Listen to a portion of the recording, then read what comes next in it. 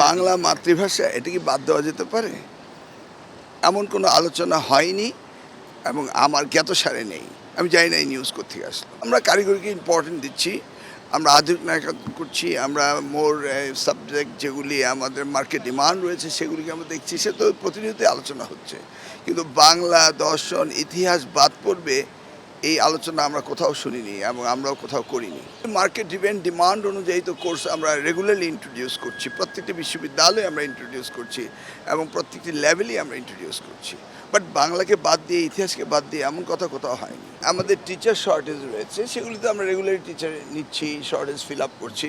কিন্তু market driven demand অনুযায়ী আমরা মানে সাবজেক্ট ইনক্লুড করবো, এটা তো ওয়ার্ল্ড ডিমান্ড। সেটা তো আর বাংলার সাথে কোনো সম্পর্ক নেই। তো এই ধরনের কোনো প্ল্যানই হয়নি যে কমানো হবে, কার্টেল করা হবে, ক্লোজ করা হবে, এই ধরনের কোনো আলোচনাই হয়নি।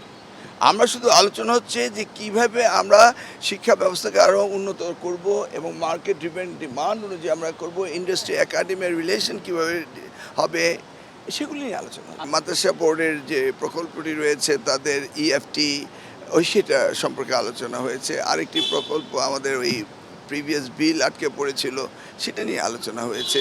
ওই আমাদের মাল্টিমিডিয়া ক্লাসরুমের ওটার বিল নিয়ে আলোচনা হয়েছে।